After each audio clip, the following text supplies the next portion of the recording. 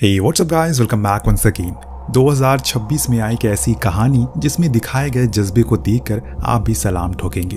तो एक सच्ची घटना पर आधारित आज का किस्सा है।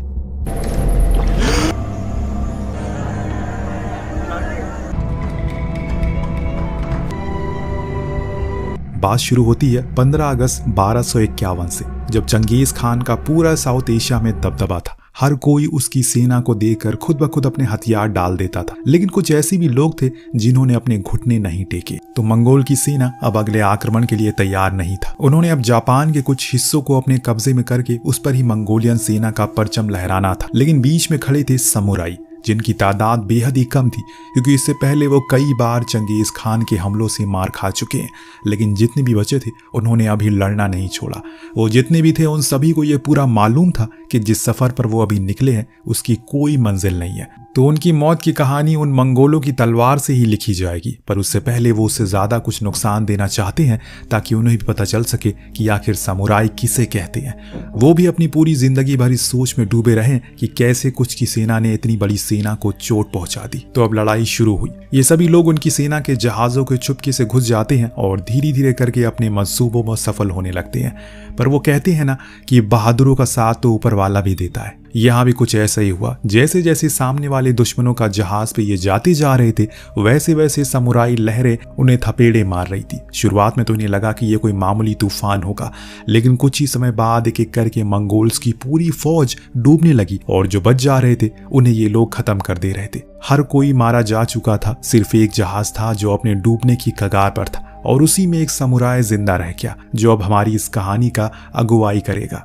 नाम है रिको, जिसको जब सुबह हुई तो वो तट सोया पड़ा मिला। ये कोई टापू जैसा नजर आ रहा है। जब उसकी आंखें खुली, उसके जिस्म में मानो खून की नदियां बह रही हो। एक पैर में एक बड़ी सी लकड़ी घुस चुकी थी जो कि बेइंतहा उसे दर्द दे रही है, यहाँ तक कि वो खिसक भी नहीं पा रहा है। एक बारी तो उसे ऐसा भी प्रतीत हुआ कि अब उसकी जान नहीं बचेगी। फिर वो भी हिम्मत करके आगे खिसका थोड़ा सा, जहां उसे एक रस्सी का सहारा मिला। इसकी मदद से वो उस खारे पानी से दूर हो गया, पर वो रस्सी अभी उसके अंदर ही थी जो बहुत ही बुरी तरह से उसे दर्द दे रही है। थोड़ी और हिम्मत करके वो अपनी टूटी तलवार लेने गया, लेकिन तभी वहां उसे एक बच्चा सोया हुआ मिला जो पहले तो उसे मरा हुआ लगा। लेकिन जैसे ही उसने उसकी तरफ हाथ बढ़ाया, उसे पता चला कि वो जिंदा है और इसको उसे आवाज लगाने की भी कोशिश करता है, लेकिन वो बिना कुछ सुना ही वहां से चला गया। खैर, पहले उसे अपने इस दर्द के इलाज के लिए कुछ ढूंढना होगा, इसीलिए उसने उस टूटी तलवार की मदद से उस जानलेवा लकड़ी को बाहर खींच कर निकाला। फिर उस जख्म पर उसने एक कपड़ा बांधकर और हिम्मत करके खड़ा हो गया। अब कहाँ जाए वो यहाँ इस अनजान टापू पर।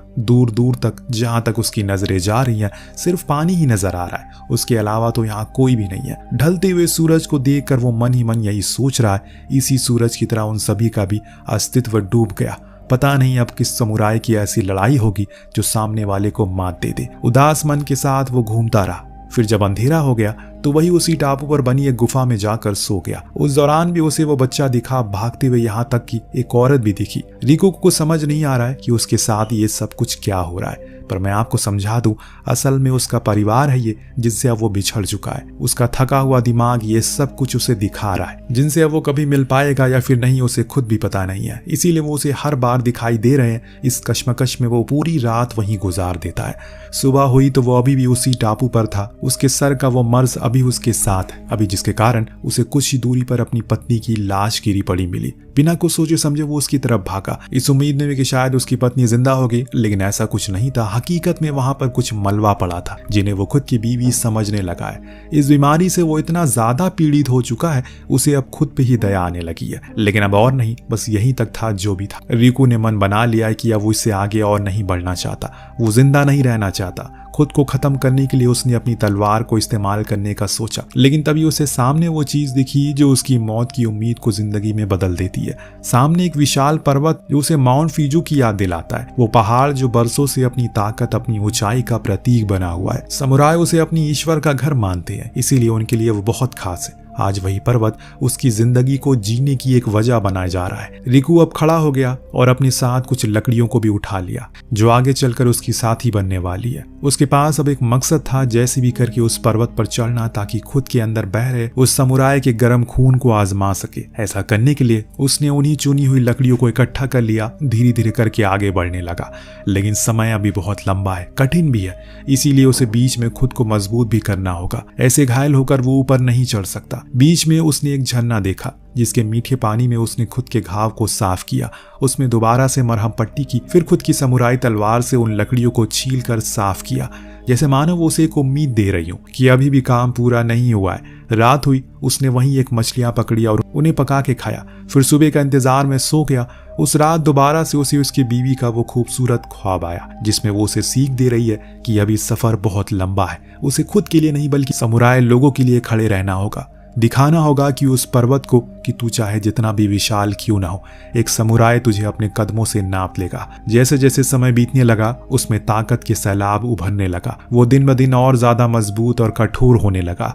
जब वो ऊपर चढ़ रहा होता है तो उसका सामना एक सांप से होता है। अब उसकी जगह कोई और होता तो उसके पास तलवार भी तो थी, तो वो सबसे पहले उस सांप को मार कर खत्म करता। लेकिन रिको को मालूम था कि डर उसी को लगता है जो मौत से डरता है। वो तो बेखौफ है और इस चीज को वो सांप भी भाप गया था कि उसके सामने बैठा शिकार नहीं बल्कि खुद शिकारी है। इसीलिए उसने अपना रास्ता बदल लिया। 4 दिन की लंबी चढ़ाई के बाद वो अंततः उस पर्वत की चोटी पर चढ़ गया जो कि उसका मकसद था। कुछ दूर पहले तक वहां उसने एक जापानी रीति रिवाजों का उस दरवाजा बनाया जिसे उसके समाज में लोग जन्नत का दरवाजा कहते हैं। जब वो बनकर तैयार हो गया वो उसके सामने बैठ गया और सोचने लगा ये जिंदगी कितनी खूबसूरत है जिसे वो कुछ दिन पहले खत्म करने वाला था। उसके अंदर अब मोहब्बत का वो बीज उग गया है जिसे पेड़ को वो पूरी उम्र भर सींचना चाहता है। उसने अपने बाल की मदद से एक ब्रश भी बनाया जिसे वो पूरे रास्ते कुछ न कुछ लिखते हुए आता रहता है, जिससे उस समय के लोग अकई कहते हैं, यानी कि वो लिखाई जिसे पढ़ने के बाद हारे हुए आदमी के अंदर जोश का उबाल आ जाए। सब कुछ सही था, तभी जंगल के बीच से कुछ अजीब सी आवाजें आने लगती है। अगले ही पल वो बेहोशी की हालत में चला गया। ये सब कुछ कैसे हुआ, किसने किया, उसे कुछ नहीं पता। पर जब उसकी आंखें खुली उसने एक नाव में खुद को पाया जिसे दोनों तरफ कुछ लोग बैठे थे जिन पे पोशाक से साफ पता चल रहा है कि वो यहाँ रहने वाले कबीले के लोग। रिकू को पहले तो यकीन नहीं हुआ कि यहाँ भी कोई रहता होगा, लेकिन उन लोगों की बातों को सुनकर वो समझ गया इनकी भाषा एकदम अलग थी, रहन सहन अलग था। वो शायद उसे अब मार कर खाने वाले हैं। इसीलिए वो उसे उस आइलैंड से दूर एक अनजान जगह पर लेकर आ गए जो किसी तरह की एक गुफा थी। वहां रिकू आग के पास बैठाया गया। फिर उसके सामने आया एक शख्स जो उसकी आंखों में देखकर ये बोला कि स्वागत है तुम्हारा हमारे इस दुनिया में। तुम ना ही पहले हो और ना ही आखिरी हो। ये सुन रिकू अपने आसपास पड़े लोगों को देखता है तो ये समझ में आया कि वो शख्स की बातें सही थी एकदम। दरअसल वहां पहले से कैदियों को कैद करके रखा गया था जो किसी वजह से यहाँ पर आकर फंस चुके थे और अब हमेशा के लिए यहाँ कैद हो गए। इन लोगों को मारा नहीं जाता बल्कि इन्हें जितने भी दिन हो सके जिंदा रहने की कोशिश की जाती है। ऐसा इसलिए ताकि समय आने पर इन्हें खाया जा सके। रिकू ने देखा कि वहां एक आदमी है जिसका एक पैर गायब है। वो उसी दर्द में तड़प रहा है। तो दूसरा शख्स है जो कि अभी उम्र में बहुत छोटा है। वो बहुत मुश्किल से खुद को होश में रखे हुए, उसके चेहरे से साफ पता चल रहा है बीते दिन उसके लिए कितने भयानक होंगे। इतने में वहां एक पंडित आया जो इस कबीले का मुखिया था, सबसे करीबी था। उसने रिकू को खाने का फल दिया पर यह किसी दया में नहीं बल्कि उसकी मौत को थोड़ी देर आने का न्योता था। अगर वो जल्दी मर गया तो उनका इसमें कोई फायदा नहीं होगा। उस पंडित ने रिकू के पैर पर जख्म को भी ठीक कर दिया।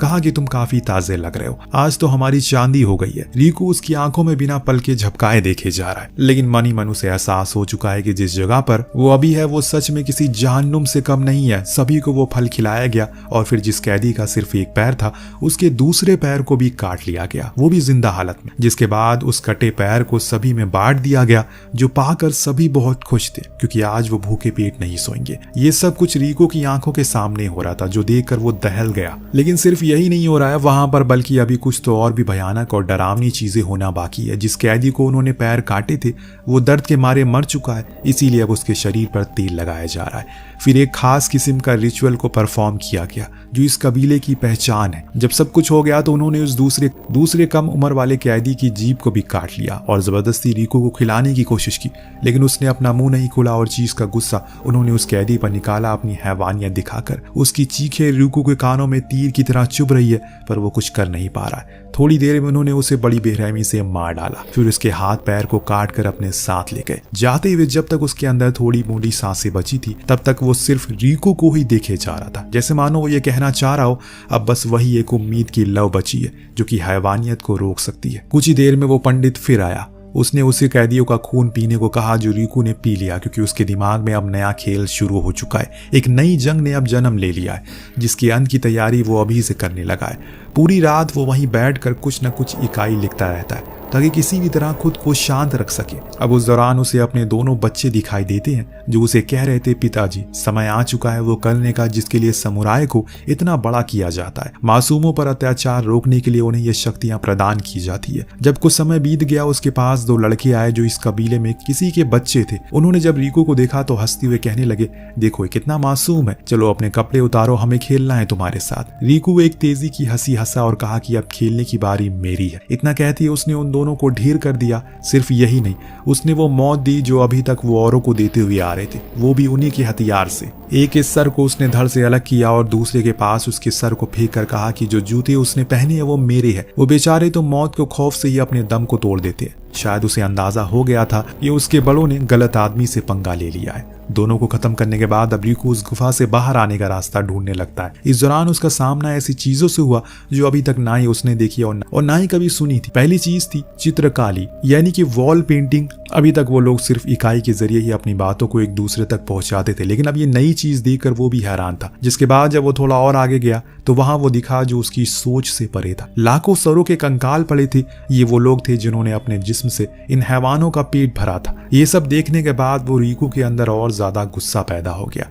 वहीं बाहर अब उस कैदी के अंदर कुछ जान बची थी, लेकिन वो लोग उसे अब सभी में बांटने वाले थे। इससे पहले कि वहां पर रीको पहुंच गया, उसकी नजरें उस कैदी पर पड़ी जो अभी भी उसे देख रहा है। देखते ही देखते उन लोगों ने उसकी अतड़ियों को बाहर निकाल लिया और सभी में बांट दिया। वेल अब बारी थी रीको की, इसीलिए वो लोग अंदर गए, लेकिन वहां उन्हें अपने दोनों लड़कों के कटे हुए सर दिखे। सरदार समझ गया कि जंग का समय आ चुका है। वो ये नहीं जानते थे कि उनका सामना एक समुराय से हुआ है जो चंगेज खान की सेना को मात देकर आया। उजाला हुआ तो यह हैवान किनारे पर आए जहां पहले से रीको ने उनके लिए एक संदेश छोड़ दिया था। जमीन पे लिखा था, अंदर आओ, मौत तुम्हारा इंतजार कर रही है। अब जंगल में वो घात लगाए बैठा और ये भी अब उसी तरह जाने लगे। समय के साथ जितने भी आदमखोर थे सब इधर उधर होने लगे उसे ढूंढने के लिए, और इसी का फायदा रीको उठाने के लिए तैयार था। जंगलों में चारों तरफ से आ रही बंदरों की चीखों ने उस कबीले वालों को पैरों के धुन को सुनने में परेशानी दे रही थी। इस चीज का फायदा रीको ने उठा लिया और उसी खामोशी में अपना पहला शिकार किया और फिर छुप गया उन्हीं घनी झाड़ियों में किसी गिरगिट की तरह।